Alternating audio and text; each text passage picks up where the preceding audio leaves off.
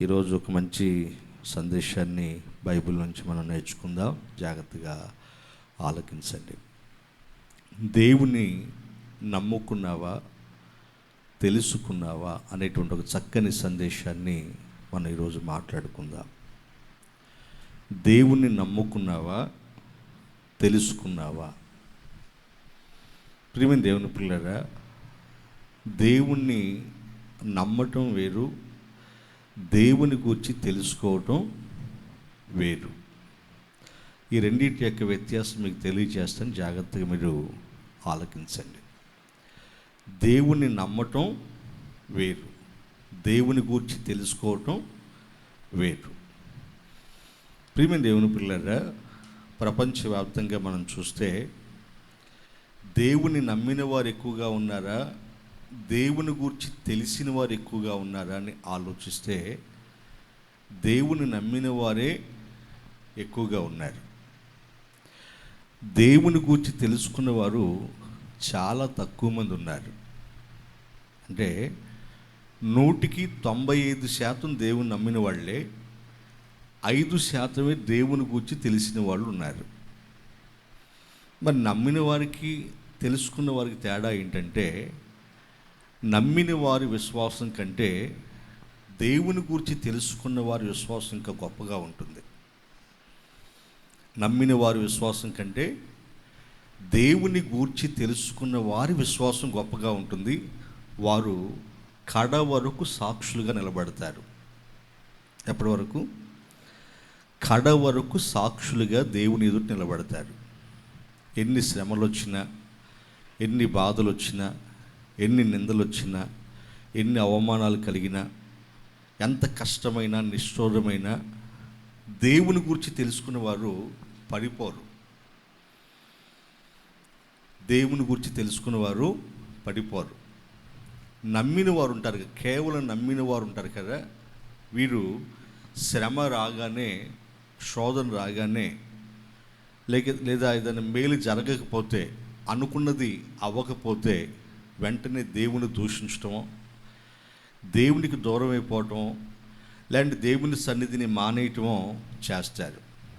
నమ్ముకున్నవారు, దేవుని గురించి తెలుసుకున్నవారు పొరపాటును కూడా వారి జీవితంలో దేవునికి దూరం కారు.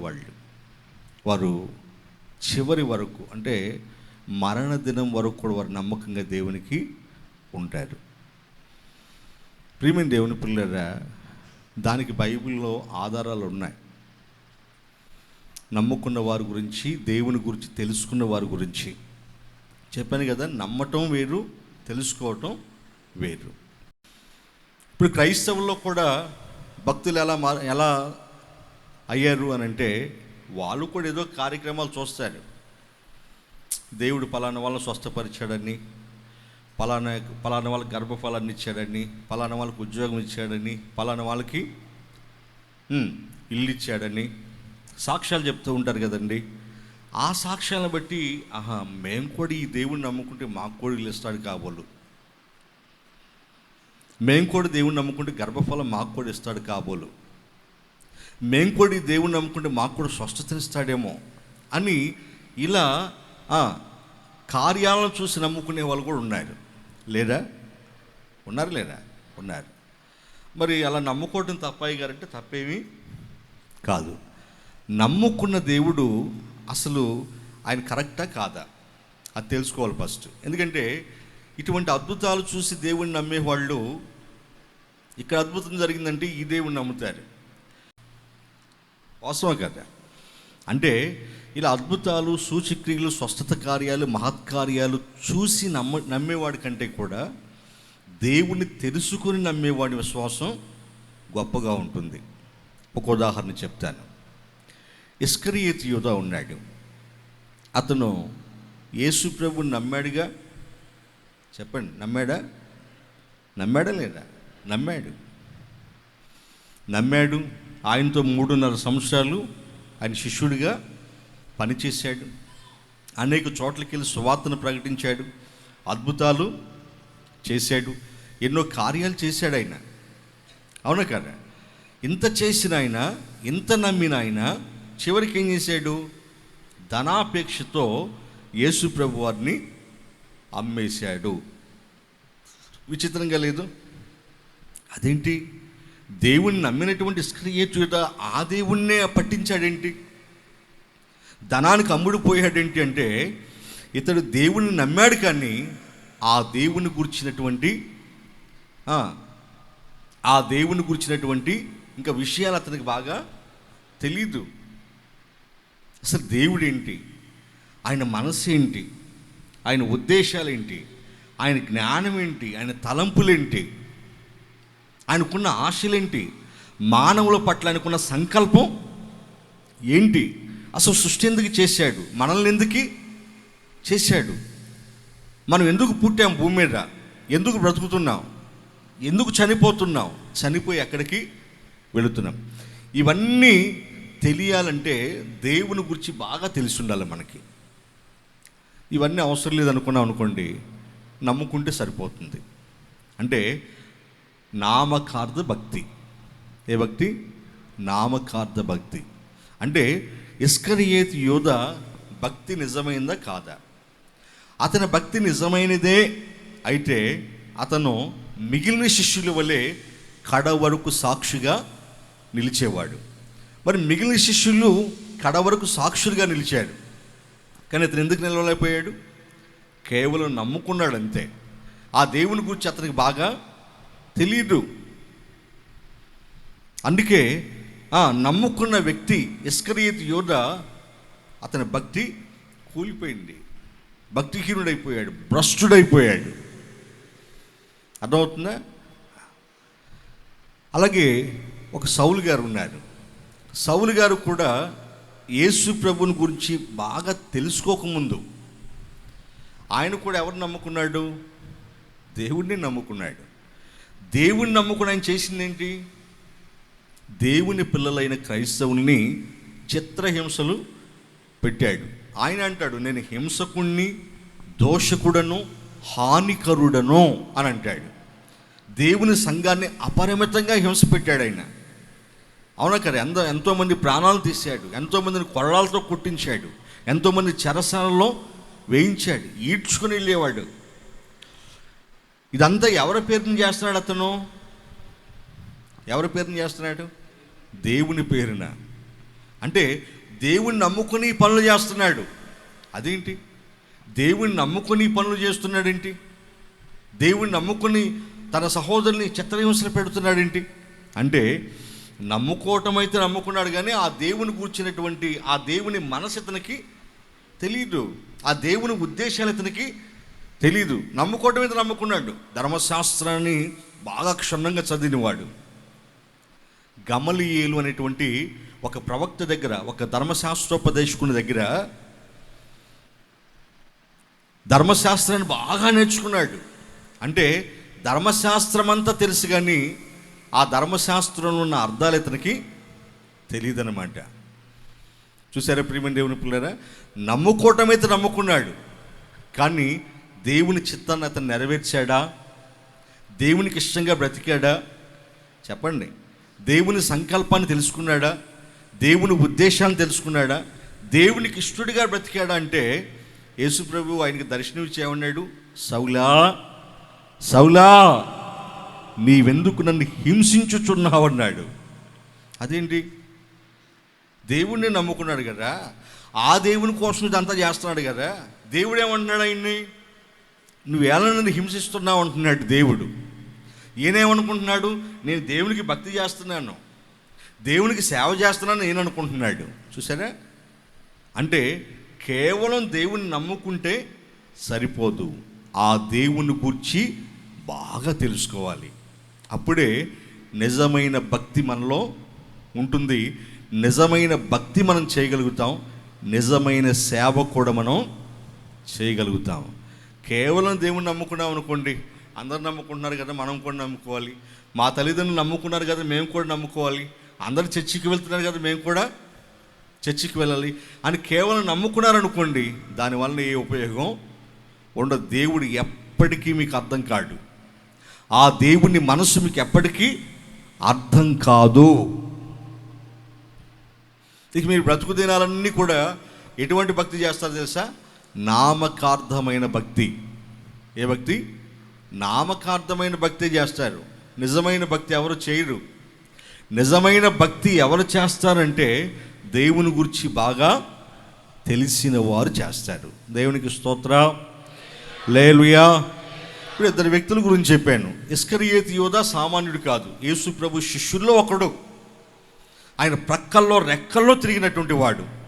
అటువంటి వాడే దేవుని చిత్తాన్ని అతను నెరవేర్చలేదు. ధనాపేక్షతో దేవుణ్ణి నమ్మేశాడు. మరి అతని చరిత్ర ఏంటయ్యా అంటే దేవుణ్ణి నమ్మాడు, అపోస్తలులో ఒకడు. అంటే నమ్మటమైతే నమ్మాడు, కానీ ఆ దేవుని గురించి బాగా తెలుసుకోలేకపోయాడు. ఆ దేవుని మనసేంటో లోతుగా తెలుసుకోలేకపోయాడు. అవునా కదా? కొంతమంది భార్యాభర్తలు కూడా అలాగే ఉంటారు. కొంతమంది తల్లిదండ్రులు పిల్లలు కూడా అలాగే ఉంటారు. కలిసి ఉంటారు కానీ ఒకళ్ళ మనసు ఒకరికి అర్థం కాదు. లోతుగా తెలీదు, లోతుగా ఆలోచించరు. ప్రియమైన దేవుని పిల్లరా, ఇద్దరు వ్యక్తుల గురించి చెప్పాను. ఏది? దేవుని నమ్ముకుని వాళ్ళు వాళ్ళ ఇష్టాలని నెరవేర్చుకున్నారు. నిజంగా దేవుణ్ణి తెలుసుకున్నవాడు తన ఇష్టాన్ని తన బ్రతుకులో ఎప్పుడు నెరవేర్చుకోడు. గుర్తుపెట్టుకోండి. దేవుణ్ణి నమ్మిన వాడేమో తన ఇష్టాలను నెరవేర్చుకుంటాడు బ్రతికినంతకాలం, నామకార్థమైన భక్తి చేస్తాడు. దేవుని గురించి బాగా తెలుసుకున్నవాడు ఏం చేస్తాడు తెలుసా? తన ఇష్టాన్ని ఎప్పుడు నెరవేర్చుకోడు. భూమి మీద ఉన్నంతకాలం తన ఇష్టాన్ని నెరవేర్చుకోడు. అతను ఎవరి ఇష్టాన్ని నెరవేరుస్తాడో తెలుసా? దేవుని ఇష్టాన్ని మాత్రమే నెరవేరుస్తాడు. దేవునికి స్తోత్రం, హల్లెలూయా, హల్లెలూయా. నమ్మిన వానికి తెలుసుకున్న వానికి అది తేడా. నమ్మిన వాడేమో తను చనిపోయేంత వరకు తన ఇష్టాలనే నెరవేర్చుకుంటాడు. పేరుకి మాత్రం భక్తుడే, కానీ భక్తిలో శక్తి ఉండదు. అదే దేవుని గురించి బాగా తెలుసుకున్నవాడు ఎప్పటికీ తన ఇష్టాన్ని నెరవేర్చుకోడు. ఎందుకంటే దానికి ఒక మాదిరి, ఒక ఉదాహరణ చెప్పాలంటే మన ప్రభు అయిన యేసుక్రీస్తు వారు. ఆయన ఈ లోకానికి వచ్చినప్పుడు ఏమన్నాడు తెలుసా? ఇదిగో నా తండ్రి చిత్తము నెరవేర్చడానికే పరలోకము నుంచి భూమి మీదకి నేను దిగి వచ్చాను. నా ఇష్టము నేను ఎప్పుడు నెరవేర్చుకోను. ఏమన్నాడు? నా ఇష్టము నేను ఎప్పుడు నెరవేర్చుకోను అని ఎప్పుడు కూడా తండ్రి చిత్తాన్ని, తండ్రి ఇష్టాన్ని గురించే మాట్లాడేవాడు ఆయన. అర్థమైనా? నా తండ్రి చిత్తం చేయటం నాకు ఆహారం. ఏంటట? తండ్రి చిత్తం చేయటం తన ఆహారం. అంటే తన ఆకలి తీరిపోతుందట.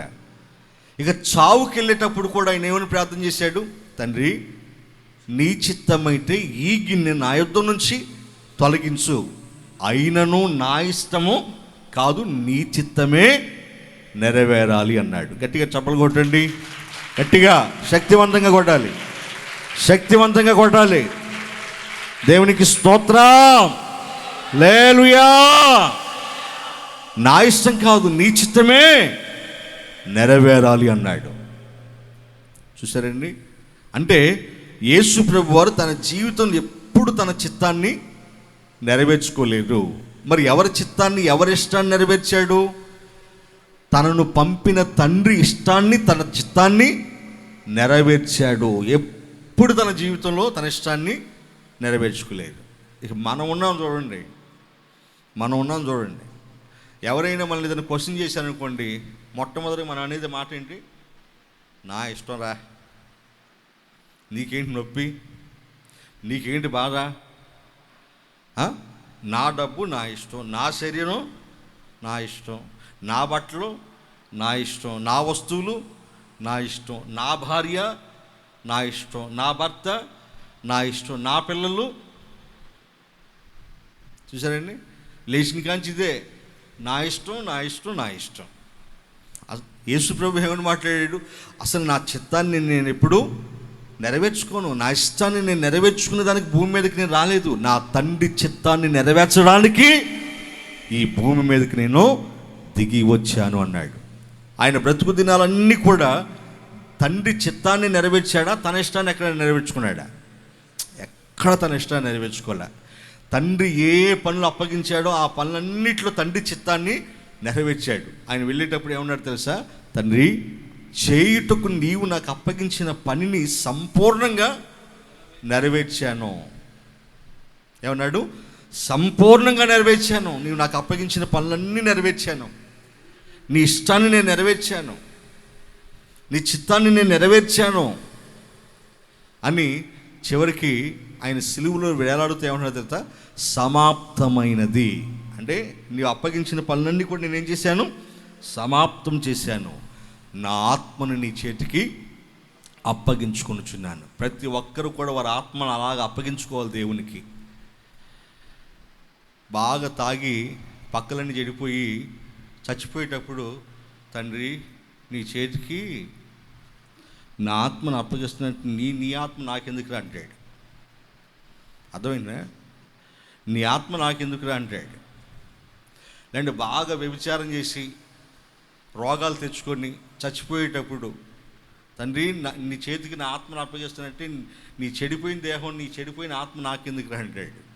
నరకానికి పంపిస్తాడు. అర్థమైందా? లేదంటే సిగరెట్లు, బీడీలు, పానపరాగులు తిని క్యాన్సర్ తెచ్చుకుని చచ్చిపోయేటప్పుడు, తండ్రి నీ చేతికి నా ఆత్మను అప్పగిస్తున్నాను.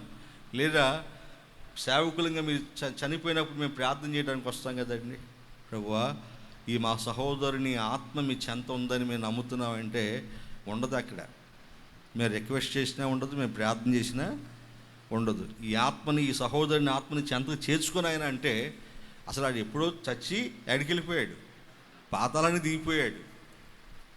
మేము చేసే ప్రార్థనలని నామకార్థంగానే చేస్తున్నాం. మీకు అది తెలియట్లా. అర్థమైంది? మీరు బాధపడకూడదని. ఎందుకంటే మరి ప్రార్థన చేయండి అయ్య గారని శవానికి అన్నప్పుడు ఈ ఆత్మ ఎప్పుడో ఆ పాతాలని దిగిపోయిందమ్మంటే ఆ బాధపడతారు కదండి.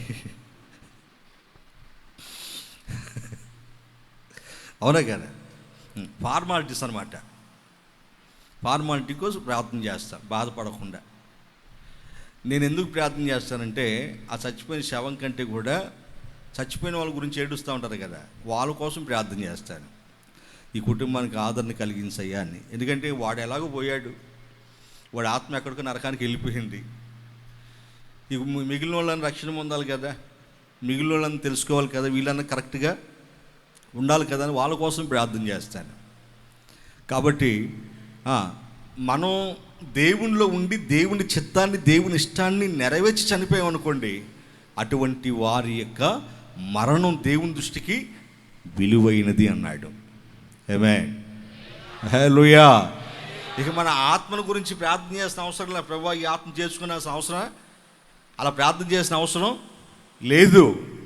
మనం చేసినా చేయకపోయినా అతని ఆత్మ దేవుని దగ్గరికి వెళ్ళిపోతుంది. దేవుని కోసం బ్రతికి చనిపోతారు కదా, వాళ్ళ ఆత్మ దేవుని దగ్గరికి వెళ్ళిపోతుంది.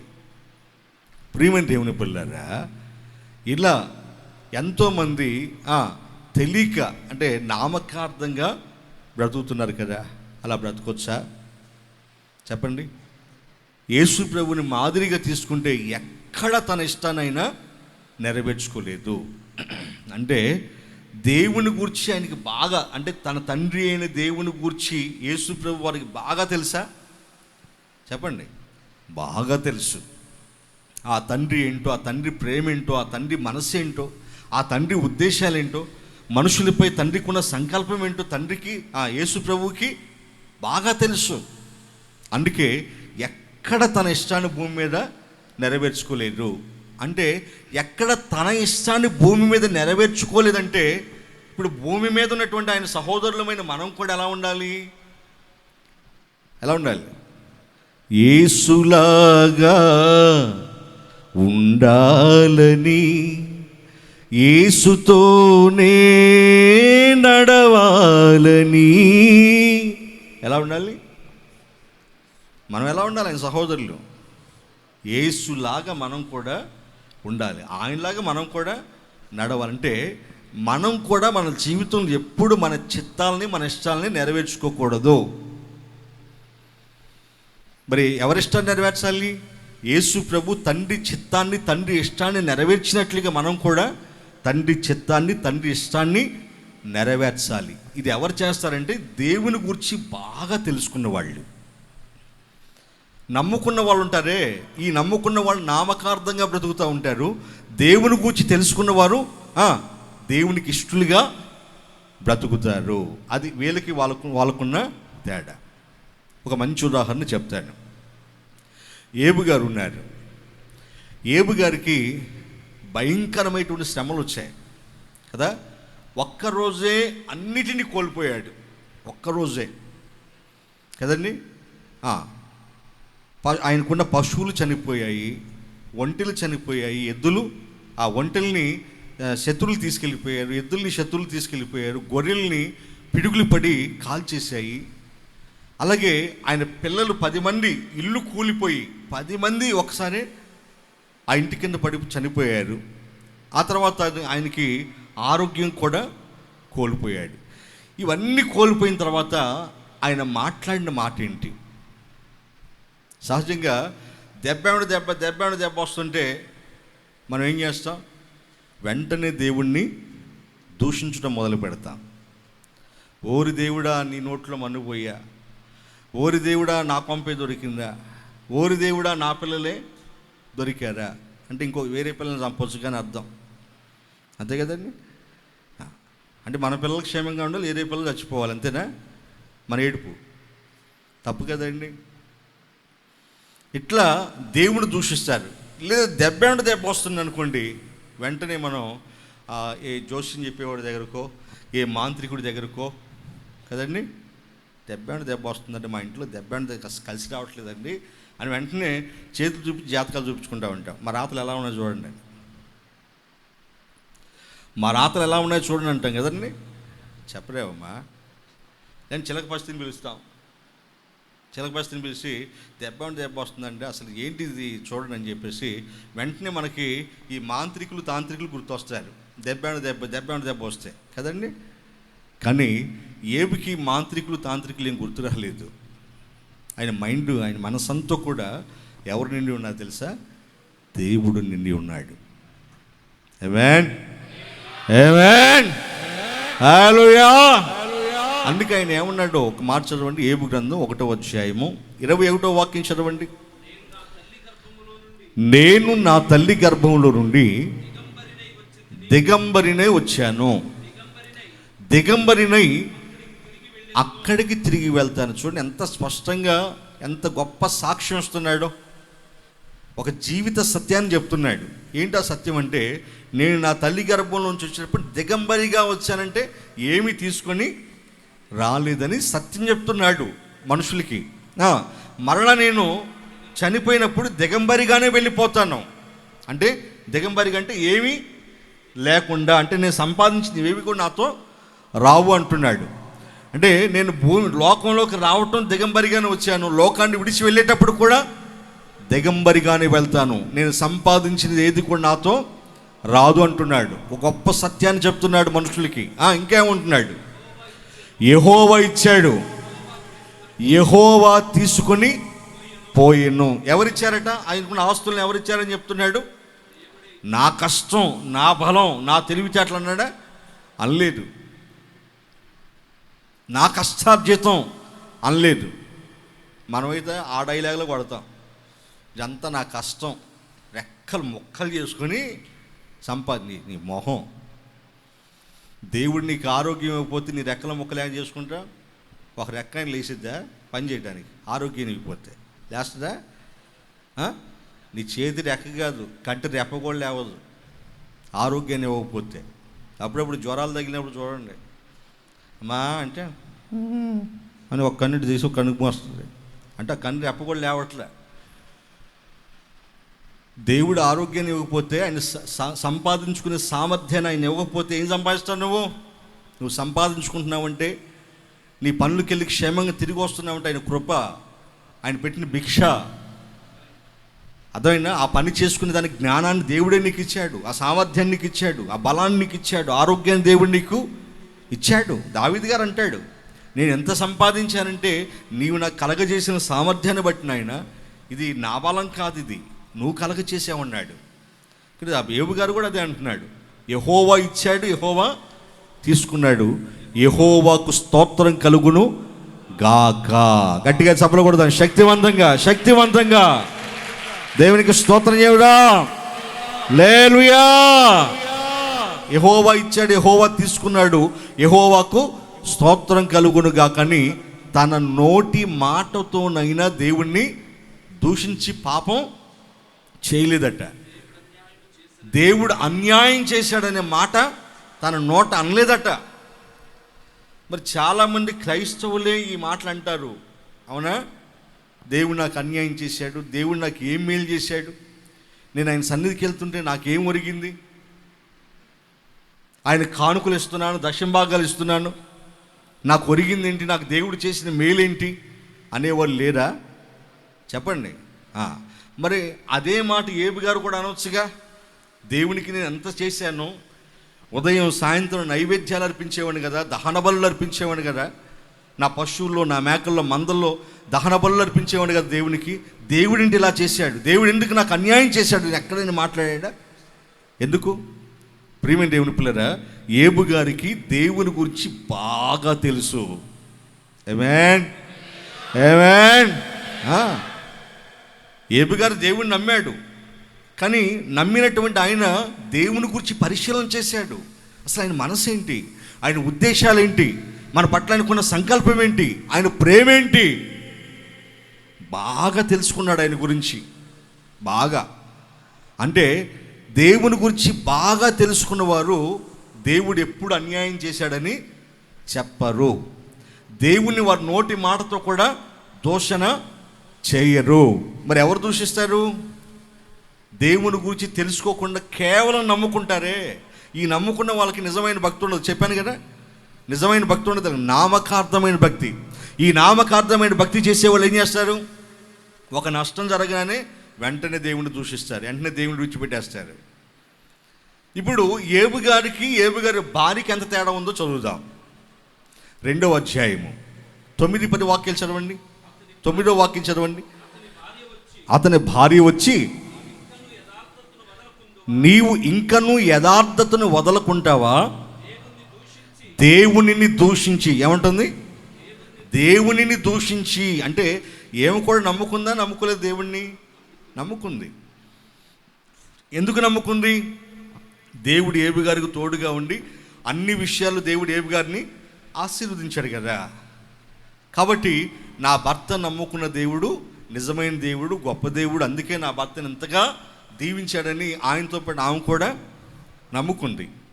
కానీ అన్నీ కోల్పోయిన తర్వాత ఆమె విశ్వాసం చూడండి ఎలా ఉందో. చూసారండి?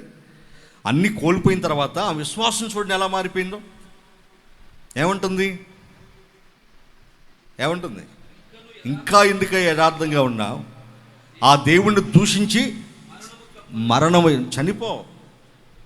ఆ దేవుడు నీకేం చేశాడు?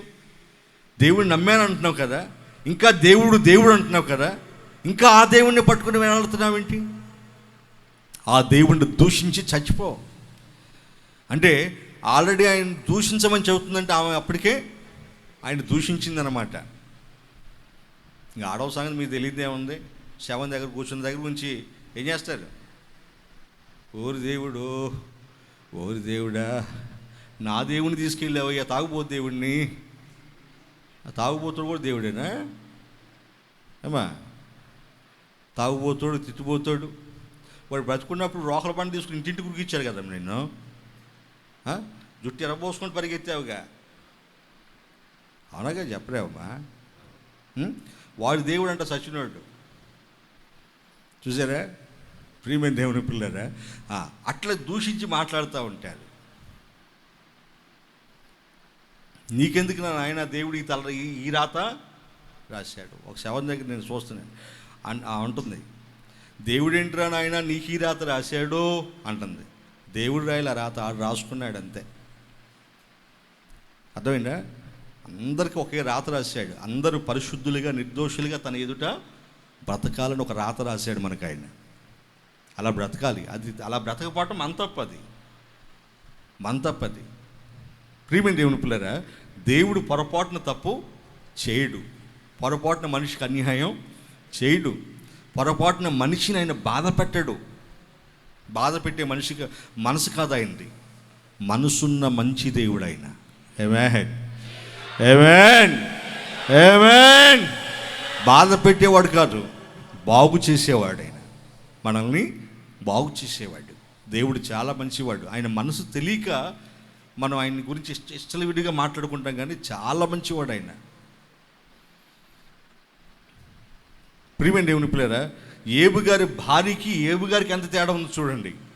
ఏబు గారు ఎందుకు దూషించలేదు దేవుని అంటే, ఏబు గారికి దేవుని గురించి బాగా తెలుసు, బాగా తెలుసు. ఎందుకంటే ఆయన నీతి గలవాడని, న్యాయం గలవాడని, యథార్థవంతుడని, ఆయన నమ్ముకున్న ఆయన పిల్లల్ని నాశనం చేసే దేవుడు కాదని కదా. పాము తాను పెట్టిన గుడ్లు తానే తినేస్తుంది, లేదా తన పిల్లల్ని తానే మింగేస్తుంది అది కదా. దేవుడు అలాంటి వాడు కాదు. ఆయన నీతివంతుడని, న్యాయవంతుడని, యథార్థవంతుడని, మేలు చేసేవాడే కానీ కీడు చేసేవాడు కాదని, తన యందు విశ్వాసం ఉంచినటువంటి, తను నమ్మినటువంటి తన పిల్లల్ని సిగ్గుపడనివ్వడని ఏబు గారికి బాగా తెలుసు. అందుకే అన్ని కోల్పోయినా, ఆరోగ్యాన్ని కోల్పోయినా ఆయన్ని దేవుణ్ణి దూషించలేదు. కానీ ఏబు గారి భార్య దేవుని దూషించేసింది ఆల్రెడీ. దూషించి ఆయన కూడా దూషించమని ప్రేరేపిస్తుంది. అప్పుడు ఆయన ఏమన్నాడు, ఒక మాట చదవండి. అందుకతడు మూర్ఖురాలు మాట్లాడినట్లుగా మాట్లాడక ఎలా గద్దిస్తున్నాడో చూడండి. ఆ మాటకు లోబడ్డా, ఆ మాటకు ప్రేరేపించబడి దేవుని దూషించాడు లేదు. ఏమంటున్నాడు? మూర్ఖురాలు మాట్లాడినట్టుగా మాట్లాడుకో.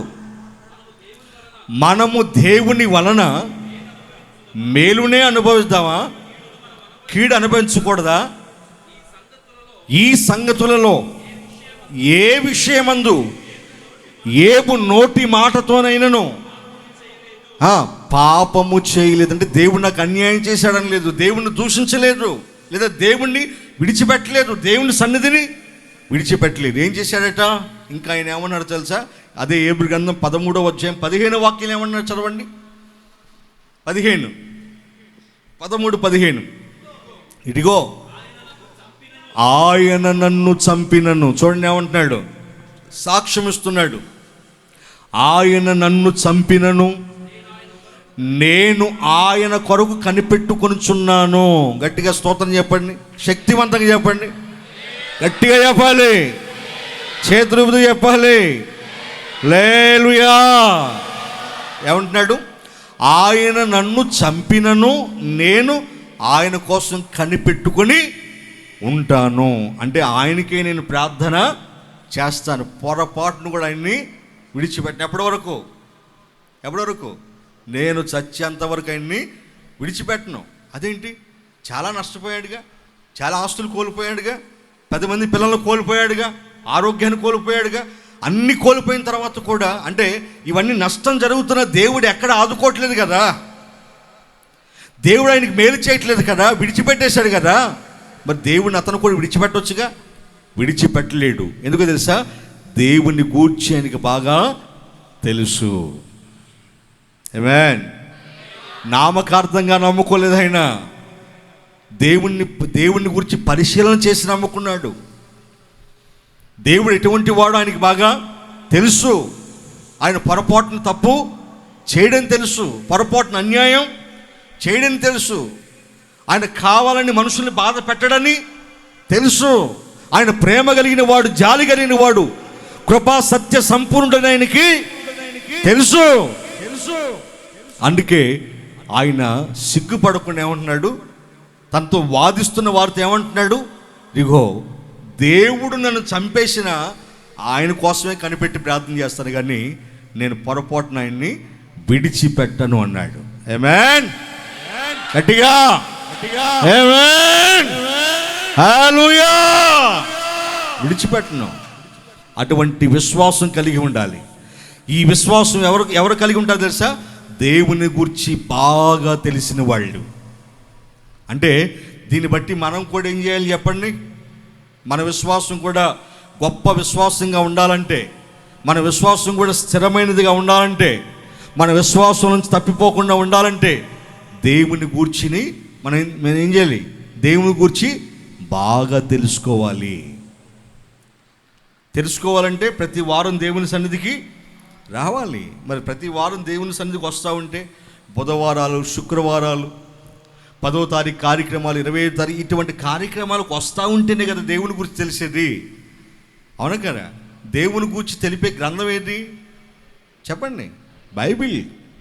అంటే ఈ బైబిల్ చదవటం ద్వారా, ఈ బైబిల్లో ఉన్న వాక్యాలు వినటం ద్వారా దేవుని గురించి మనకి బాగా తెలుస్తుంది. ఇళ్ళ దగ్గర కూర్చుంటే బైబిల్ గురించి, దేవుని గురించి మనకి తెలియదు కదా. ఆయన గురించి తెలియకపోతే మనం ఎలా బ్రతుకుతామని చెప్పాను? నామకార్థులంగా. మనం ఎలా బ్రతుకుతాం? మన ఇష్టాలను మనం నెరవేర్చుకుంటూ బ్రతుకుతాం. అదే దేవుని గురించి బాగా తెలుసుకుంటే దేవుని కోసం బ్రతుకుతాం, దేవుని ఇష్టాన్ని మనం నెరవేర్చుతాం. అవునా కదా? ఆ దేవుడున్న పరలోకానికి చేరుకుంటాము. దేవునికి స్తోత్ర, హల్లెలూయా. అందుకని దేవుని గూర్చిన జ్ఞానము సంపాదించుకుందాము రండి అని హోషేయ ప్రవక్త ప్రజలకు పిలుపునిచ్చాడు. ఏమన్నాడు? దేవుని గూర్చిన జ్ఞానము నేర్చుకుందాం, తెలుసుకుందాం రండి పిలిచాడు. ఎందుకంటే ఆయన గురించి మనకు బాగా తెలిస్తేనే మన విశ్వాసం స్థిరంగా ఉంటుంది, మన విశ్వాసం బలంగా ఉంటుంది, మన విశ్వాసం గొప్పగా ఉంటుంది. ఆయన గురించి మనకు తెలియకపోతే కేవలం దేవుడు ఉన్నాడు అని నమ్ముకుంటే సరిపోదు, ఆ విశ్వాసం సరిపోదు. కేవలం దేవుడు ఉన్నాడని నమ్ముకుంటే నామకార్థంగానే మిగిలిపోతాం. మనకేమీ తెలీదు. తెలియాలంటే దేవుని సన్నిధికి రావాలి, దేవుని వాక్యాన్ని వినాలి. అప్పుడే దేవుని గురించి బాగా మనకి తెలుస్తుంది. దేవునికి స్తోత్రం చెప్పండి. ఇది మీ మనసులో పెట్టుకోండి. అపోస్తలుడైన పౌలు గారు ఉన్నారు, ఇందాక చెప్పాను కదా. ఆయన సౌలుగా ఉన్నప్పుడు, దేవుని కేవలం నమ్ముకున్నప్పుడు ఆయన ఏం చేశాడు? సంఘాన్ని అపరిమితంగా హింసించాడు. కానీ తర్వాత దేవుడు ఆయనకు ప్రత్యక్షమై ఆయనకు దర్శనం ఇచ్చిన తర్వాత ఆయన అప్పుడు లోతుగా పరిశీలన చేశాడు. ఆయన చదివిన ధర్మశాస్త్రం అంతకుముందు చదివాడు కదా, ఆ ధర్మశాస్త్రాన్ని ఇంకా ఒకసారి చదివాడు. మళ్ళా ఆలోచించాడు, ఓహో అసలు ఈ ధర్మశాస్త్రంలో ప్రవక్తలు ఎవరి గురించి చెప్పారంటే ఈ ప్రభు అయిన యేసుక్రీస్తు గురించి. ఇంతవరకు నా బుర్ర ఎలగలేదు, ఈయన గురించేనా చెప్పారు? లోక పాపాలను మోసుకుని పోయి దేవుని గొర్రెపిల్ల ఈయనేనా అని అప్పుడు తెలుసుకున్నాడు. దేవుని నమ్ముకున్నప్పుడు, కేవలం నమ్ముకున్నప్పుడు సంఘాన్ని చిత్రహింసలు పెట్టాడు, దేవునికి విరోధమైన పనులు చేశాడు. ఎప్పుడైతే దేవుని గురించి బాగా తెలుసుకున్నాడో అప్పుడు ఏం చేశాడు? గొప్ప సేవ చేయటం ప్రారంభించాడు. ఆమేన్, ఆమేన్. సేవలు ఆయనకి శ్రమలు, నిందలు, బాధలు, అవమానాలు, కష్టాలు, కన్నీళ్ళు, కడగండ్లు, ఆకలి దప్పులు కదండి ఎన్నో వచ్చాయి. ఎన్నోసార్లు బెత్తాలతో కొట్టారు, ఎన్నోసార్లు కొరడాలతో కొట్టారు, ఎన్నోసార్లు రాళ్ళతో కొట్టారు, చిత్రహింసలు పెట్టారు కదండి. ఎన్ని చిత్రహింసలు పెట్టిన ఆయన దేవుణ్ణి విడిచిపెట్టాడా? విడిచిపెట్టలేదు. ఎందుకు విడిచిపెట్టలేదు? దేవుని గురించి బాగా ఆయన తెలుసుకున్నాడు. అందుకే ఆ దేవుని గురించి తెలుసుకున్నటువంటి పౌలు గారు ఎన్ని శ్రమలు వచ్చిన దేవుణ్ణి విడిచిపెట్టలేకపోయాడు. దేవుని గురించి బాగా తెలుసుకున్నటువంటి ఏబు గారు ఎన్ని శ్రమలు వచ్చిన దేవుణ్ణి విడిచిపెట్టలేరు. కేవలం నమ్ముకుంటారే నామకార్థంగా, వీళ్ళు ఏం చేస్తారు? శ్రమ రాగానే ఏమైపోతారు? విడిచిపెట్టేస్తారు. అందుకే యేసుప్రభు వారు 4 వ్యక్తిత్వాల గురించి చెప్పాడు కదా. ఒక ఉపమానం. ఏంటి ఆ ఉపమానం? ఒక రైతు విత్తనాలు తీసుకొని పొలంలో చల్లుతున్నాడట. చల్లుతూ ఉంటే కొన్ని విత్తనాలు త్రోవ ప్రక్కన పడ్డాయి, పక్షులు వచ్చి వాటిని తినేశాయి. కొన్ని విత్తనాలు రాతి నేలలో పడ్డాయి. దాంట్లో మన్ను లోతుగా లేనందున ఆ రాతి నేలలో పడిన విత్తనాలు పెరిగి మొక్కయ్యాయి, కానీ సూర్యరశ్మికి అవి ఏమైపోయాయి? మాడిపోయాయి. ఇక 3వ రకం విత్తనాలు ముళ్ళ పొదలు పడ్డాయి. ఈ ముళ్ళ పొదలు పడిన విత్తనాలు కూడా మొలకెత్తాయి. వీటితో పాటు ముళ్ళ పొదలు కూడా పైకి మొలకెత్తాయి. ఇవి కూడా పెరిగాయి. ఈ పెరిగినటువంటి ముళ్ళ పొద ఈ మొక్కల్ని ఏం చేసింది? ఎదగకుండా అణిచేసింది. ఇక 4వ రకం విత్తనాలు మంచి నెలలో పడ్డాయి. అవి 30 దంతులుగా, 60 దంతులుగా, 100 దంతులుగా ఫలించాయి. అంటే ఆ విత్తనాలు దేవుని వాక్యానికి సాదృశ్యం, ఆ నేలలు మనిషి హృదయానికి సాదృశ్యం. ప్రియమైన దేవుని పిల్లరా, మొదటిగా విత్తిన విత్తనాలు ఎక్కడ పడ్డాయి? త్రోవ ప్రక్కన. త్రోవ పక్కన పడిన విత్తనాలు ఎవరంటే వాక్యాన్ని వింటారు కానీ గ్రహించి మనసు వెళ్ళకి లేదట. వాక్యాన్ని అయితే వింటారు కానీ వాక్యాన్ని పొరపాటున గ్రహించరు. అంటే వాక్యం కేవలం వినివారు మాత్రంగానే ఉంటారు వీళ్ళు. అందుకే వీళ్ళ గురించి దేవుడు ఒక మాట చెప్పాడు, వినివారు మాత్రంగా ఉంటే మిమ్మల్ని మీరు మోసం చేసుకుంటారు అన్నాడు. అంటే ఈ గ్రహించని బ్యాచ్ ఎవరంటే తమ్మును తాము మోసం చేసుకునేవాళ్ళు. ఇటువంటి వాళ్ళు భక్తి నిజమైంది కాదు. వీళ్ళు నామకార్థంగా వస్తారు మందిరానికి, నామకార్థంగానే జీవితాంతం బ్రతుకుతారు. వీళ్ళ గురించి పెద్ద సాక్ష్యం ఉండదు. ఇక అర్థమైందా? అంటే వాక్యం వింటారు కానీ పొరపాటును కూడా గ్రహించరు. ఎందుకంటే వీళ్ళ మైండ్ అంతా ఎక్కడ ఉంటుంది? లోకం మీద, లోక ఆశల మీద, కుటుంబాల మీద, పిల్లల మీద, వాళ్ళ మీద, వీళ్ళ మీద ఏ ఎందుకంటే వీళ్ళ మైండ్ దేవుని మీద ఉంటే గ్రహిస్తారు. వీళ్ళ మైండ్ లోకంలో ఉందిగా, అందుకే గ్రహించరు. ఇక రెండో వాళ్ళు రాతి నేలను పడిన విత్తనాలు. అంటే రాతి నేలలో మన్ను ఎక్కువగా ఉండదు కదండి, రాయి ఎక్కువగా ఉంటుంది. కాబట్టి ఈ రాతి నేల పడిన విత్తనాలు కొద్దిగా మన్ను ఉండటం వల్ల ఏమవుతుందంటే మొలకెత్తుతుంది. సూర్యరశ్మి వచ్చి దాని మీద పడిగానే అది మాడిపోతుంది. ఎందుకంటే వేరు గట్టిగా లేదు, ఎందుకంటే మన్ను సరిగ్గా లేదు కదా, అంత రాయే ఉంది కదా. అంటే కఠిన హృదయం కలిగినటువంటి వాళ్ళు. ఈ సూర్యరశ్మి అనగా ఏంటంటే శ్రమలు. అంటే వీళ్ళు వాక్యం వింటారు, గ్రహిస్తారు, కొద్దిగా బాగానే ముందుకు వెళ్తారు దేవునిలో. వీళ్ళు ఏం చేస్తారు? శ్రమలు రాగానే వెనకం చేసేస్తారట. శ్రమలు రాగానే దేవుణ్ణి విడిచిపెట్టేస్తారు. అంటే ఈ రెండో బ్యాచ్ ఎవరు? వాక్యం వింటారు, గ్రహిస్తారు, కొద్దిగా ఎదుగుతారు. కాకపోతే శ్రమలు సూర్యరశ్మి అంటే శ్రమలు, సూర్యుని వేడంటే శ్రమలకు గుర్తు. శ్రమలు రాగానే వీళ్ళు ఏమైపోతారట?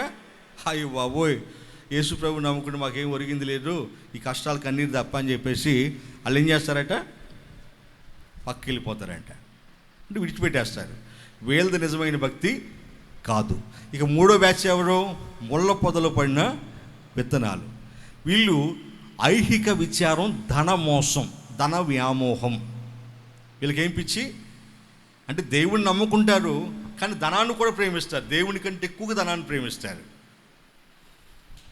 అర్థమైందా? ఎందుకంటే వీళ్ళు చెప్పే డైలాగులు అంటే ధనం లేకపోతే, అంటే రూపాయి లేకపోతే ఏ పని అవుతుంది చెప్పండి అంటారు వీళ్ళు.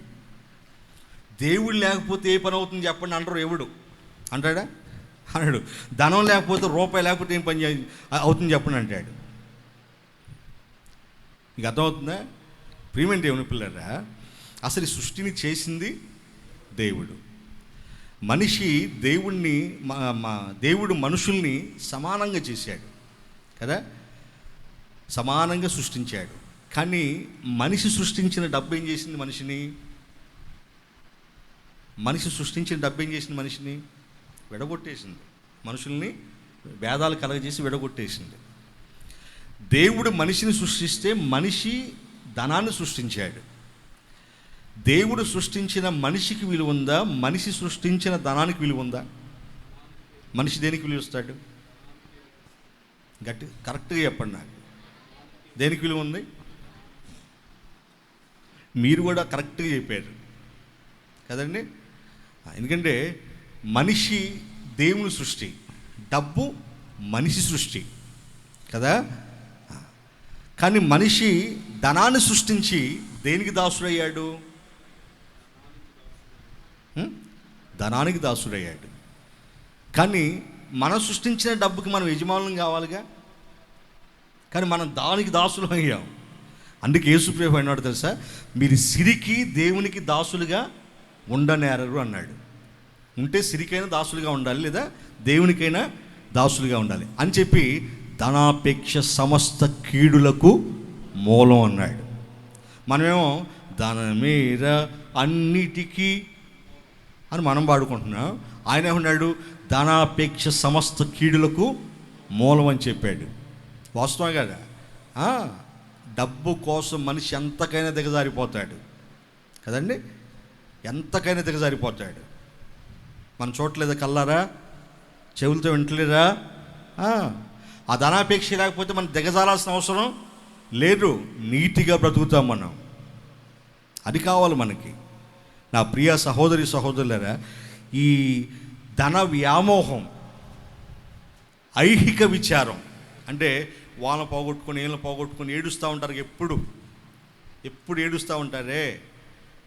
ఒక ఆయన చెప్పాడు, ఎందుకు మీరు ఇలా తాగుతున్నారంటే, నాకున్న ఒక్కగానొక్కడు చనిపోయాడండి, అప్పటి నుంచి నేను తాగుబోతున్నా అయిపోయాను అన్నాడు. అంటే ఎంత చెప్పినా ఎవరు చెప్పినా వింటలేదు. తాగటం, కాళ్ళని పట్టడం, రోడ్లను పట్టడం, గొడవలు పెట్టుకోవటం కదండి. అంటే ఒక్కగానొక్క కొడుకు చనిపోయాడని తాగుతున్నావు. దేనికోసం తాగుతున్నాడు? మనశ్శాంతి కోసం అంటున్నాడు. నీ మనశ్శాంతి ఎప్పటి వరకు ఉంటుంది? నీ తాగిన మొత్తున్నంతసేపు నీకు మనశ్శాంతి ఉంటుందేమో, కానీ నిజానికి మనశ్శాంతి ఉండదు. ఆరోగ్యం పాడైపోతుంది అదా, ధనం ఖర్చు అయిపోతుంది, కుటుంబం దరిద్రంగా మారిపోతుంది, సంపాదన మొత్తం చిరిగిన సంచిలో వేసినట్టుగా ఉంటుంది, లేనిపోని జబ్బులు వస్తాయి. ఇక పైగా నువ్వు తాగుబోతుడు అని నీకు ఎవరు విలువ? ఎవరు? నువ్వేదో కొడుకు చనిపోయాడని చెప్పేసి మనశ్శాంతి కోసం తాగుతున్నానని చెప్తున్నావు, కానీ నీ విలువను నీవే తీసేసుకుంటున్నావు. నీ జబ్బులు నువ్వే తెచ్చుకుంటున్నావు, కొని తెచ్చుకుంటున్నావు. డబ్బులు ఇచ్చి కొనుక్కొని తాగుతున్నావు కదా, కొన్ని రోగాలు తెచ్చుకుంటున్నావు. ప్రియమైన దేవుని పిల్లరా, మరి మగవాళ్ళకి మనశ్శాంతి లేదని తాగుతున్నారు కదా, మరి ఇంట్లో ఆడవాళ్ళు కూడా ఉంటారు కదా. మరి కొడుకు అతనికే కాదుగా, అసలు కంద తల్లి కాబట్టి ఎక్కువ మనశ్శాంతి ఎవరికి ఉండదు? తల్లికి. మరి ఆ లెక్క భర్త తాగినప్పుడు భార్యకు కూడా కొద్దిగా పోయాలిగా. చెప్పరావమ్మా? భార్యకు కూడా ఇప్పుడు నా కొడుకు చనిపోయాడు, నేను తాగుతున్నాను, నా మనశ్శాంతి కోసం తాగుతున్నాను, నువ్వు కన్నావు కదా, నా భార్యవి కదా, నాకంటే ఎక్కువ కడుపు తీపి నీకే ఉంటుంది కదా, మనశ్శాంతి కోసం నువ్వు కూడా తాగు అని పోయాలి కదా. మరి ఎవరైనా ఆడవాళ్ళు తాగుతున్నారా? చెప్పరావమ్మా? మరి వాళ్ళకు కూడా పోయాలి కదా. వీడికి తాగుడు అలవాటయ్యి ఉండలేక తాగి మనశ్శాంతి కోసం అంటాడు. అర్థమైందా? ఎవడైనా చచ్చినా తాగుతాడు, ఎవడన్నా పుట్టినప్పుడు తాగుతాడు, చచ్చినప్పుడు తాగుతాడు. ఏంట్రా పుట్టినప్పుడు తాగామంటే సంతోషంతో తాగానంటాడు, ఏంట్రా చచ్చినప్పుడు తాగామంటే బాధతో తాగానంటాడు. వీడి మాటలు చూడండి ఎట్లుంటాయి. అర్థమవుతుంది మీకు? పుట్టినప్పుడేమో సంతోషంతో తాగాడు, చచ్చినప్పుడేమో బాధతో తాగాడు. ఇక తాగంది ఎప్పుడు? ఇటువంటి మాటలు చెప్పి తప్పించుకుంటూ ఉంటారు. ఏమో తెలివిగా ఉంటారు కొంతమంది. ఆ మాత్రం తెలివితేటలు మాకు లేవా? వాదించే తెలివితేటలు మాకు లేవా అంటున్నాను. కొంతమంది చెప్తూ ఉంటారు నాకు ఇటువంటి. నీ మనశ్శాంతి లేకుండా తాగుతున్నాను అంటున్నావు, మనశ్శాంతి కోసం తాగుతున్నాను అంటున్నావు. నీ భార్యకు కూడా పోయి నీతో పాటు నీ భార్యను కూడా భార్య దగ్గర తీసుకెళ్ళు. ఒకవేళ ఆ భార్య దగ్గరికి నీ భార్యని తీసుకెళ్తే కుక్కలు చించిన ఇస్తరాకం చేసేస్తారు. అవునా? అది తెలిసిడికి అందుకే తీసుకెళ్ళాడు. ప్రియమైన దేవుని పిల్లరా, అదే భార్య తాగి వచ్చిన భర్తను ప్రశ్నిస్తే కొడతాడు, తిడతాడు, ఇష్టం వచ్చినట్టుగా మాట్లాడతాడు, భయంకరమైన బూతులు తిడతాడు. ప్రియమైన దేవుని పిల్లరా, ఒకసారి ఆలోచించండి. మనశ్శాంతి లేకుండా మీరు తాగుతున్నారు అంటున్నారు, మీ భార్యలు కూడా మీతో కలిసి ఉంటారు కదా, వాళ్ళకు కూడా మనశ్శాంతి ఉండదు కదా. మీతో పాటు ఇంకో కోటర్ వాళ్ళకు కూడా తీసుకురండి, ఇద్దరు కలిసి తాగి తందనాడవచ్చు, బొర్లాడవచ్చు. చూసారా ప్రియమైన దేవుని పిల్లరా? ఒకసారి ఆలోచించండి. ఇలా ఆలోచిస్తే మీకు జ్ఞానం కలుగుతుంది. మీకు. అందుకే యేసుప్రభు చెప్పాడు, ముళ్ళ పొదలో పడిన విత్తనాలు ధన వ్యామోహంతో, ఐహిక విచారంతో వీళ్ళు విశ్వాసం ఎదగలేరట. అంటే వీళ్ళు వాక్యాన్ని వింటారు, గ్రహిస్తారు, కొంతకాలం వీళ్ళు కూడా దేవుళ్ళు నడుస్తారు, కానీ ముళ్ళ పొదలు ఏం చేస్తున్నాయి? వీళ్ళని అణిచేస్తున్నాయి, ఎదగనేయట్లేదు. అంటే ధన వ్యామోహాలు, ఐహిక విచారాలు వీళ్ళు ఏం చేస్తున్నాయి? ఎదగనివ్వట్లేదు. ఇక మంచి నేల పడిన విత్తనాలు ఉన్నాయి కదా, మంచి మనస్సాక్షి కలిగిన వాళ్ళు. ఈ మంచి మనస్సాక్షి కలిగినటువంటి ఈ హృదయాల్లో దేవుని వాక్యం పడితే వీళ్ళు 30 కొంతమంది ఫలిస్తారు, 60 కొంతమంది ఫలిస్తారు, కొంతమంది 100 ఫలిస్తారు. ఆమేన్, ఆమేన్, హల్లెలూయా. ముందే చెప్పేశాడు ఆయన. అంటే ఇప్పుడు ఈ 3 రకాల బ్యాచ్లు ఉన్నారు కదా, ఇది మొదట 3 రకాల బ్యాచ్లు ఉన్నారు కదా, వీళ్ళెవరు? దేవుని నమ్మిన వారు మాత్రమే. ఇక 4వ రకం ఉన్నారు చూసారా, వాళ్ళు దేవుని గురించి తెలుసుకున్నవారు. దేవుడు నమ్ముకోవడం తప్పు కాదు. నమ్ముకున్న మనము దేవుని గురించి బాగా తెలుసుకోవాలి కదా. ఇప్పుడు చదవండి, దేవుణ్ణి ఎందుకు తెలుసుకోవాలి, ఎలా తెలుసుకోవాలి?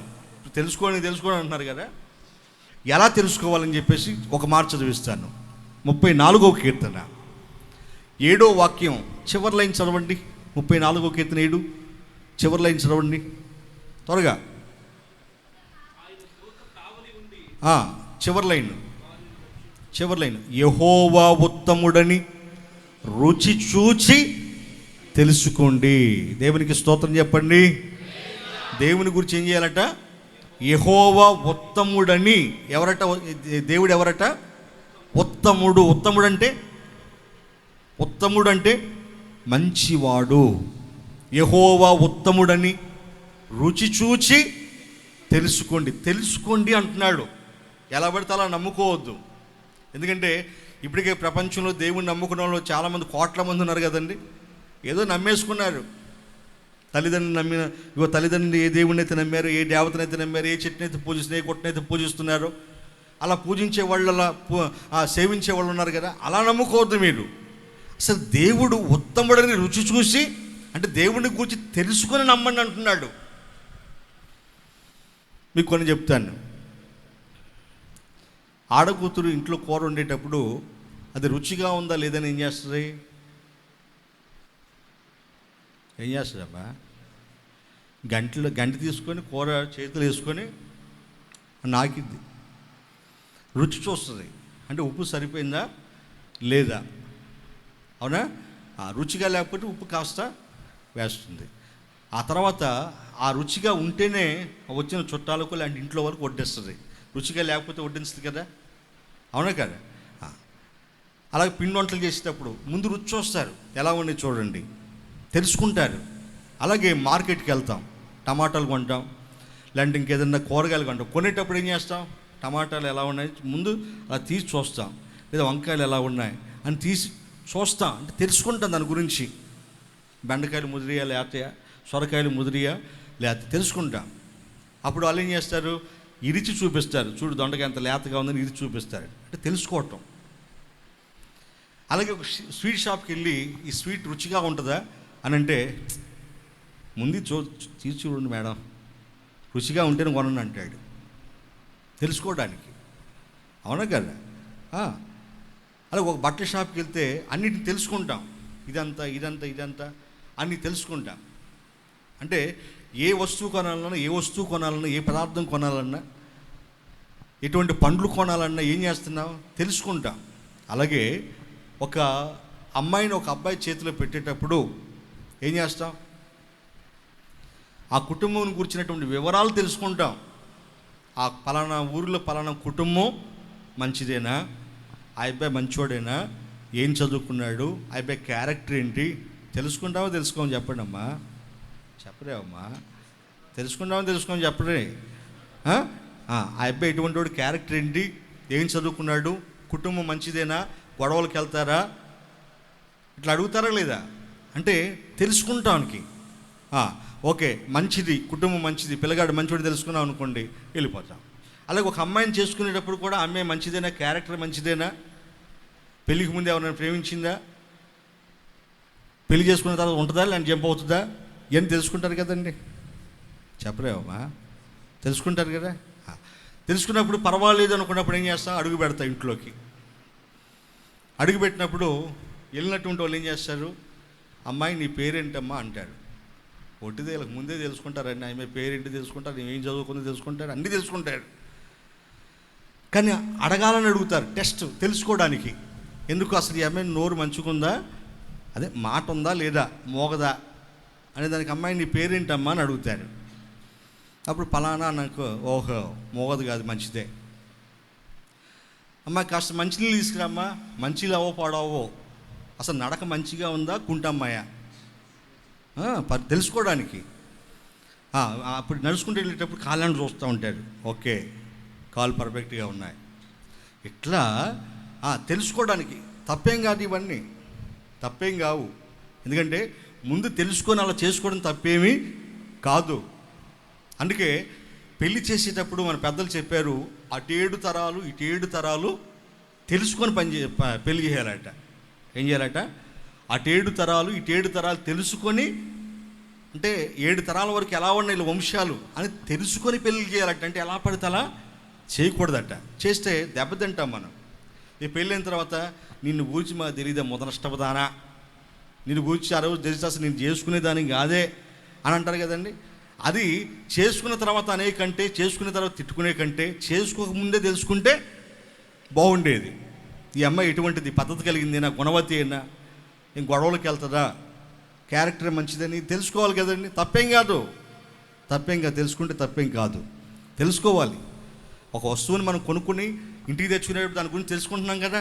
అలాగే ఒక వ్యక్తి ఇంటికి వస్తున్నట్టు తన గురించి తెలుసుకోవాలి కదా. మంచివాడా చెడ్డోడా, మంచిదా కాదని తెలుసుకోవాలి కదా. తప్పేం కాదు అది.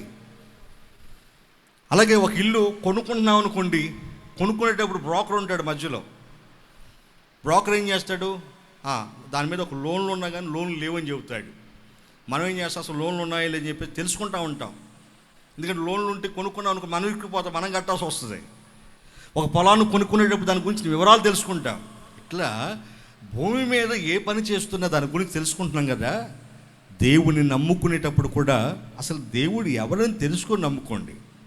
ఆ దేవుని నీతి ఏంటి, యథార్థత ఏంటి, ఆ దేవుని జ్ఞానం ఏంటి, ఆయన దేవుని సంకల్పం ఇవన్నీ తెలుసుకోండి. ఆయన అంటున్నాడు, యెహోవా ఉత్తముడని రుచి చూచి తెలుసుకోండి. ఎలా పడితే అలా దేవుణ్ణి నమ్మొద్దు. రుచి చూడండి, ఫస్ట్ ఆయన మార్గంలోకి రండి, చూడండి, కొంతకాలం చూడండి. మీకు ఆయన మార్గం నచ్చితేనే బ్యాప్టిజం తీసుకోండి. అంతే తప్ప ఎలా పడితే అలా నమ్ముకోవద్దు అన్నాడు ఆయన. ఎలా పడితే అలా నమ్ముకున్నా, వాళ్ళు నమ్ముకుంటున్నారు, వీళ్ళు నమ్ముకుంటున్నారు, వాళ్ళు బ్యాప్టిజాలు తీసుకుని వీళ్ళు బ్యాప్టిజాలు, అలా కాదు. దేవుని గురించి తెలుసుకోండి. తెలుసుకోవాలంటే దేవుని సన్నిధికి వచ్చి వాక్యాలు వినండి. ఆయన ఏం చెప్తున్నాడో, మంచి చెప్తున్నాడా, చెడు చెబుతున్నాడా, మనిషిని ప్రేమిస్తున్నాడా, మనిషిని ద్వేషిస్తున్నాడా, ఏం చెప్తున్నాడో మనకి అర్థమవుతుంది. చివరికి ఒక మాట చెప్తాను. యేసు ప్రభు వారు సమరయ పట్టణానికి వెళ్ళినప్పుడు ఒక బావి దగ్గర, అయిన సుకార్ అనేటువంటి బావి దగ్గర ఆయన ఉన్నప్పుడు సమరయ స్త్రీ వచ్చింది కదా. వచ్చినప్పుడు ఆమెతో మాట్లాడాడు కదా. ఆమె యేసు ప్రభుని గూర్చి తెలుసుకొని ఆమె తెచ్చుకున్నటువంటి కొండ అక్కడ విడిచిపెట్టేసి గ్రామానికి వెళ్ళిపోయి ఏం చేసింది, ఇదిగో అన్న, అక్క, చెల్లి, తమ్ముడు అందరు రండి, నేను చేసినవన్నీ, నాతో చెప్పినవన్నీ నేను చూశాను. అతను మెస్సయ్యా. ఆయన ఎవరో కాదు, ఆయన మెస్సయ్యా, నేను తెలుసుకున్నా, రండి అని వాళ్ళందరినీ తీసుకొని వచ్చింది. అప్పుడు అక్కడ ఆయన వాళ్ళతో మాట్లాడితే వాళ్ళు కూడా ఆయన మాటలు విని ఆయన చూసి ఆయన గురించి ఏమైనా సాక్ష్యం ఇస్తున్నారో ఒకసారి చదవండి. యోహాను శుభవార్త 4వ అధ్యాయము 31వ వాక్యం దగ్గర నుంచి చదవండి. 31వ వాక్యం దగ్గర నుంచి. ఆలోగా శిష్యులు 31 నుంచి 4:31 నుంచి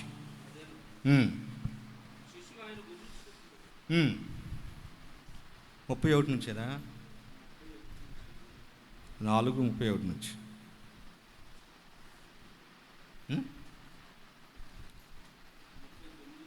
39 నుంచి. ఓకే. నేను చేసినవన్నీ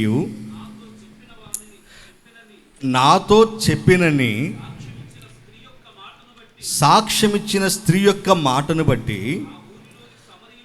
ఆ ఊరిలోని సమరయులలో, చూడండి, ఆ ఊరిలోని సమరయులలో అనేకులు ఆయన యందు విశ్వాసం ఉంచిరి.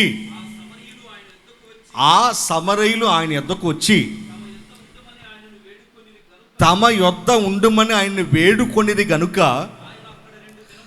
ఆయన అక్కడ 2 దినాలు ఉన్నాడు సమరయ పట్టణంలో.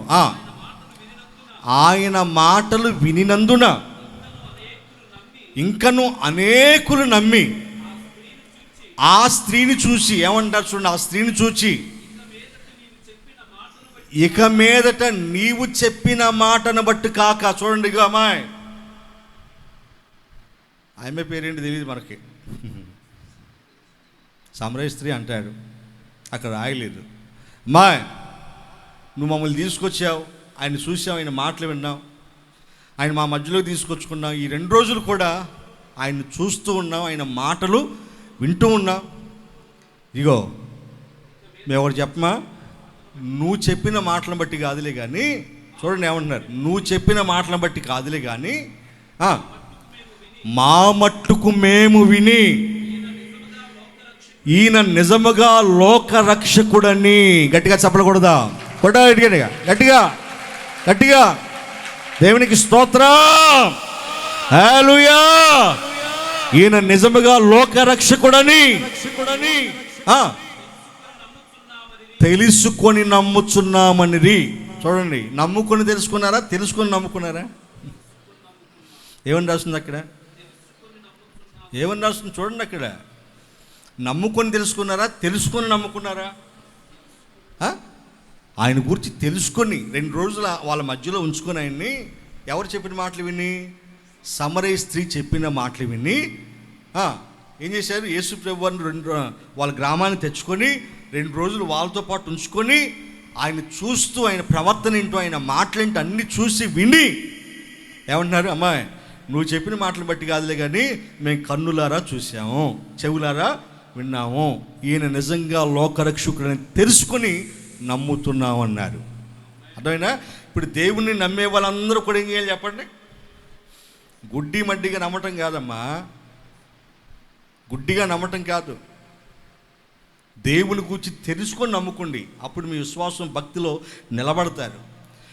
తెలియకుండా నమ్ముకున్నారనుకోండి, దేవుని గురించి తెలుసుకోకుండా నమ్ముకున్నారనుకోండి, మీరు నిలబడలేరు, వచ్చి దేవుని సన్నిధి నిలబడలేరు. సరే, ఒకప్పుడు మీకు తెలియదు, నమ్ముకున్నారు, మరి ఇప్పుడు తెలుసుకోవచ్చు అయ్యి గారు. తెలుసుకోండి, ఇప్పుడు తెలుసుకొని నిలబడండి. అంటే మేము తెలుసుకొని నమ్ముకోలేదు కదా, మేము వెళ్ళిపోతాం అనుకుంటున్నారా?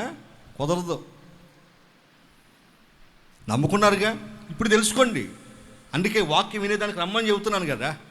10వ తారీఖు ప్రార్థనకు రాని వాళ్ళ చేతులు ఎత్తండి. రాని వాళ్ళు పోయిన నెల, ఈ నెల 10వ తారీఖు ప్రార్థనకు రాని వాళ్ళ చేతులు ఎత్తండి.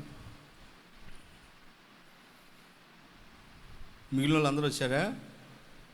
అందరూ వచ్చారా? మీరు రాకుండా ఉంటే మీకు తెలియదు కదా, ఎట్లా ఈ వాక్యాలు తెలియదు కదా. అంటే దేవుని గురించిన జ్ఞానం మీకు అర్థం కాదు కదా, దేవుని గురించి మీకు తెలియదు కదా. తెలియనప్పుడు మీరు ఎదగలేరుగా, తెలియనప్పుడు మీ విశ్వాసం స్థిరంగా ఉండలేరుగా, తెలియనప్పుడు మీరు గొప్ప విశ్వాసం ఎదగలేరుగా. ఏదైనా శ్రమ వస్తే పడిపోతారు. అదే దేవుని గురించి బాగా తెలుసుకుంటే ఒక ఏబులాగా విశ్వాసంలో స్థిరపడిపోతారు. ఒక సౌలు వలె, ఒక పౌలు వలె విశ్వాసంలో స్థిరపడిపోతారు. ఒక సమరయ స్త్రీ వలె విశ్వాసంలో స్థిరపడిపోతారు. అప్పటి వరకు ఎన్నో కొంపలు కూల్చేసింది సమరయ స్త్రీ. ఎంతోమంది భర్తల్ని బట్టలు మార్చినట్టుగా మార్చింది కదండి. మారిందా లేదు? ఒక్క దెబ్బతో చెప్పండి, ఒక్క దెబ్బతో మారిందా? ఆమె మారటమే కాదు, ఆమె గ్రామంలో ఉన్నటువంటి ప్రజలందరినీ తీసుకొచ్చి వాళ్ళను కూడా మార్చింది ఆ గొప్ప తల్లి. దేవునికి స్తోత్రం, హల్లెలూయా. అలా ఉండాలి. ఇప్పుడు వాళ్ళు కూడా విని, ఆయన కన్నులారా చూసి ఆయన మాటలు వినేమంటున్నారు. అమ్మా, నువ్వు చెప్పిన మాటలను బట్టి కాదులే కానీ నిజంగా మేము ఈయన గురించి తెలుసుకొని నమ్ముచున్నాం, ఈయన లోకరక్షకుడు అని తెలుసుకొని నమ్ముకున్నారట. అటువంటి విశ్వాసాన్ని ఇంకెవరు దెబ్బతీయలేరు. ఎందుకంటే దేవుని గురించి బాగా తెలిస్తే మన ఎవరు విశ్వాసం తప్పించలేరు. ఎవరైనా మనం బాగా నమ్మిన వాళ్ళ గురించి ఏదైనా చెప్తున్నారు అనుకోండి, మనం ఏమంటా, ఓ రాపరే ఆయన గురించి నాకు బాగా ఏమంటా చెప్పరాబా తెలుసు. నన్ను గురించి ఒక ఆయన ఇలాగే చెబుతున్నాడంట. ఒక ఆమెకి చెబుతా ఉంటే ఆమె అందట, మా అయ్యగారు ఇటువంటి వాడు గారు మాకు బాగా తెలుసు, ఇప్పుడు చెప్తే చెప్పే కానీ ఇంకోసారి చెప్ప మాకు అని 4 మాటలు అడిగి అక్కడి నుంచి వెళ్ళిపోయిందట. ఇంక లేదు, 1 లేదు 2 లేదు, ఇంతవరకు చెప్పడాట. ఇక ఎదురుపడి ఇంకో హామీ కూడా ఉంది. అయ్యగారికి లేచిన కాంచి డబ్బు పిచ్చి అని చెబుతుందంట. డబ్బు ఇచ్చే వాళ్ళు ఎక్కువగా ప్రేమిస్తాడు, ఈయన వాళ్ళ మొహాలు చూడటని చెప్తుందట. ఆమె కూడా చెప్పిందట, నేను కూడా 10 సంవత్సరాల నుంచి వెళ్తుందంటే మందిరానికి, అన్నయ్య ఎప్పుడు అట్లా చేయలేదు, అన్నయ్యలు అటువంటి ప్రవర్తన మాకు తెలీదు, ఆయన గురించి మాకు బాగా తెలుసు, ఇప్పుడు చెబితే చెప్పా కానీ రెండోసారి చెప్పమాకని గట్టి చెబితే మీరు నా మాట వినరమ్మా అని వెళ్ళిపోయిందంట. ఎందుకన్నా నీ మొహం సాంబారు మొహం దానా, సైతాన మొహం దానా, ఎందుకన్నా నీ మాట? అవునా కదా? అట్లా అంటే నా గురించి వాళ్ళు చెప్తుంటే ఎందుకు వినలేదు? 10 సంవత్సరాలు చూస్తుంది, నేను చేసే ప్రసంగాలు వింటుంది, నా క్యారెక్టర్ ఏంటో ఆమెకి తెలుసు. ఎప్పుడు ఎవరిని శత్రుడినోడు కాదు, ఆడపిల్లల్ని నేనే కాదు, నాతో ఉన్న పిల్లలు కూడా ఎవరు కూడా శత్రులు ఆడటం కానీ అట్లా చేయరు. మేము మనుషుల్ని, దేవుని పిల్లలని విలువగా చూస్తాం, విలువగా. వాళ్ళు ఎటువంటి వాళ్ళని కానీ, వాళ్ళ క్యారెక్టర్ ఎటువంటిదని కానివ్వండి, చెడ్డ క్యారెక్టర్ కలిగిన వాళ్ళు కూడా నా దగ్గరికి వస్తారు. వాళ్ళను కూడా నేను అమ్మాని సంబోధించి మాట్లాడతాను, లేదా అక్కని సంబోధిస్తాను. వాళ్ళని చులకనగా చూడటం కానీ, చులకనగా తోలనాడటం కానీ ఎప్పుడు చేయలేదు, మాకు తెలియదు అసలు అది. ఎందుకంటే యేసు ప్రభు అంతటి వాడే వ్యభిచారం ముందు పట్టబడిన స్త్రీని ఏమన్నాడు? మా అన్నాడు. ఏమన్నాడు? అమ్మా అన్నాడు. నిన్నెవరు కొట్టలేరా, శిక్షించలేరా? నేను కూడా నిన్ను. అసలు ఆ పదం చూడండి, అమ్మా అని ఆ పదం వాడాడు. మరి ఆమెను రాళ్ళతో కొట్టుకొని వచ్చిన వాళ్ళు ఏమన్నారు? వాళ్ళు ఎలా మాట్లాడతారు మీకు తెలుసుగా, దుర్భాషలో మాట్లాడారు. అవును, కానీ అమ్మ అని పిలిచిన పిలుపుకే ఆమెలో మార్పు కలిగింది, మారు మనసు వచ్చేసింది ఆమెకి. స్తోత్రం గట్టిగా హల్లెలూయా. అలా ఉండాలి. మనం ఇతరులకి విలువనిస్తే వాళ్ళు కూడా మనకి విలువిస్తారు. మనం రెస్పెక్ట్ లేకుండా మాట్లాడితే వాళ్ళు కూడా అలాగే మాట్లాడతారు. అవునా కదా? కాబట్టి నా ప్రియ సహోదరి సహోదరులరా, మనందరం ప్రేమ కలిగి ఉండాలి కదా. ఇంకోటి, ఎందుకంటే కొంతమంది ఇటువంటి వాళ్ళు తారసపడుతూ ఉంటారు. సాతాను సంఘంలో ఉన్న విశ్వాసులకి సేవకుడికి మధ్య భేదాలు పెట్టి చీలికలు చేస్తాడు వాడు. అరే, కూసే గాడిద వచ్చి మేసే గాడిదని చెడగొట్టింది సామెత తెలుసుగా మీకు. అది కూసే గాడిదే, అది మేసే గాడిదని ఏం చేస్తుంది? నాలుగు కోతలు కూసి అక్కడి నుంచి మేయకుండా తీసుకొస్తుంది. అందుకే ఇటువంటి కూసే గాడిదలు వచ్చి మేసే గాడిదలను ఎడగొడతాయి. అటువంటప్పుడు మేమేంటో మీకు తెలీదా? తెలుసా తెలీదా? చెప్పండి, తెలీదా? మేము ఎందుకు మీ దగ్గర కానుక అడుగుతున్నాం? దేవుని పని చేయడానికి. అవునా కదా? ప్రతి నెల మీరు 500 చొప్పున ఇస్తున్నారు. ఎందుకు ఇస్తున్నారు? దేవుని పని కోసం. మీ దగ్గర 500 వసూలు చేసి మేము పనులు చేయకుండా ఉంటున్నామా? అసలు మీరు ఇచ్చే ఏ మూల కూడా సరిపోవట్లేదు తెలుసా? మీరు ఇచ్చే ఏ మూల కూడా సరిపోవట్లేదు. నిజమండి. ప్రియమైన దేవుని పిల్లరా, ఒక 10,000 మీరు ఇచ్చేది 10,000, ఇంత సంఘం మీద 10,000. ఎందుకంటే ఒకరు 100 రూపాయలు, ఒకరు 200, ఒకరు 300, ఇట్లా ఒకరైతే ఇవ్వట్లేదు అసలు. ప్రియమైన దేవుని పిల్లలు, అయినా కానీ దేవుని కార్యక్రమాలు ఆపుతున్నామా? చెప్పండి, ఎంతమంది భోజనాలు పెడుతున్నాం? మనం వచ్చిన సేవకులకి కానుకిచ్చి వాళ్ళని సంతోషపెట్టి పంపిస్తున్నాం. మన దేవదాసయ్య గారు వచ్చారు, పెద్ద ఆయన, 10వ తారీఖు. మన బండిపాలెం సేవకులు వస్తే వాళ్ళు చెప్తున్నారు నాకు, అయ్యా మీ సేవని, మీ పరిచర్య విధానాన్ని చూసి ఆయన గారు ఎంతో సంతోషపడిపోతున్నారు. మేము మొన్న ఆన్లైన్కి వెళ్ళినప్పుడు చెప్తున్నారు ఆయన, నేను చాలా సంతోషపడ్డాను. ఆ మందిరం, ఆ యొక్క విధానం, వాళ్ళు చేసే పరిచర్య విధానం అంతా బాగుంది నాకు అని చాలా సంతోషపడ్డాడంటే. ఎక్కడ అట్లా సాక్ష్యం ఇవ్వలేదంట ఆయన. దేవునికి స్తోత్రం చెప్పండి. హల్లెలూయా. ఇంతవరకు ఈ పరిచర్యలకు వచ్చిన ఏ సేవకుడు కూడా దీని గురించి నెగిటివ్గా మాట్లాడలేదు. ఎందుకంటే మేము అలా చూసుకుంటాం వాళ్ళు వచ్చిన వాళ్ళని, అలా సంతోషపెడతాం వాళ్ళని. కాబట్టి నా ప్రియ సహోదరి సహోదరులారా, అలా సాతాను మనల్ని విడగొట్టడానికి ఏదో ఒక ప్రయత్నాలు చేస్తూ ఉంటాడు. కాబట్టి మనం ఏంటో మనకి తెలియాలి. కాబట్టి ఎవరు చెప్పిన మాటలు అలా వినేసి నమ్మకూడదు, మనం జాగ్రత్తగా ఉండాలి. కాబట్టి అలాగే దేవుని గురించి మనం తెలుసుకొని నమ్మితే మన విశ్వాసం ఇంకా బలంగా ఉంటుంది.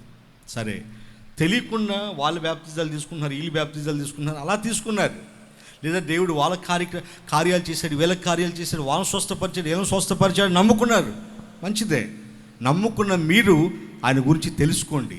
తెలుసుకొని బ్రతికినంత కాలం ఆయనకి ఇష్టలుగా బ్రతకండి. మీకు ఇష్టం వచ్చినట్టుగా బ్రతకొద్దు, ఆయనకి ఇష్టలుగా మీరు బ్రతకండి. అప్పుడు దేవుడు మీకు తోడుగా ఉండి అన్ని విషయాల్లో మిమ్మల్ని దీవిస్తాడు. ఆయన ఉన్న పరలోకానికి మిమ్మల్ని చేర్చుకుంటాడు. ఇటు కృపను పరిశుద్ధాత్మను మీ అందరికీ అనుగ్రహించునుగాక.